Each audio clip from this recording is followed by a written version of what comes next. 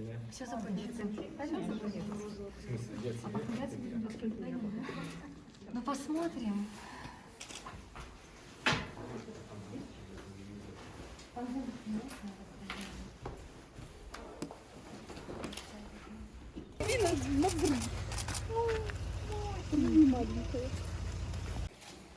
Пускайте, пожалуйста, фотоаппараты. Идет уже судья. Честно сказать, это очень странная ситуация, когда тебя, я повторюсь, я на этом настаиваю, похищают в городе во время рабочего дня, обвиняют в том, чего ты не делала, а судья отклоняет все абсолютно ходатайства, которые могут доказать твою невиновность. И потом тебе приходится радоваться, что по 2 протоколам ты получаешь огромный штраф, а не 25 или 30 суток.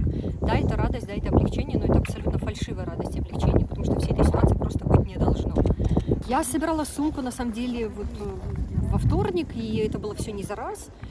Я по своему опыту видела, что женщины и мужчины, все, кто там находится, не имеют возможности получить передачи, несмотря на то, что вчера, в четверг, нам сообщили, что якобы это уже исправлено.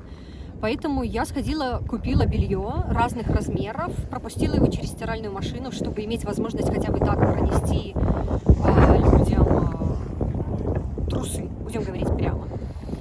Я запаслась домашней теплой одеждой, положила с собой, положила теплые носки, положила 3 книги, блокнот, ручки, которые, скорее всего, мне не разрешили бы пронести, но тем не менее попробовала.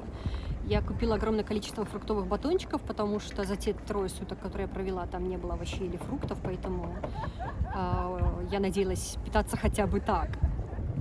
И огромное количество влажных салфеток, средств гигиены, мыла, все, что только поместилось в одну сумку.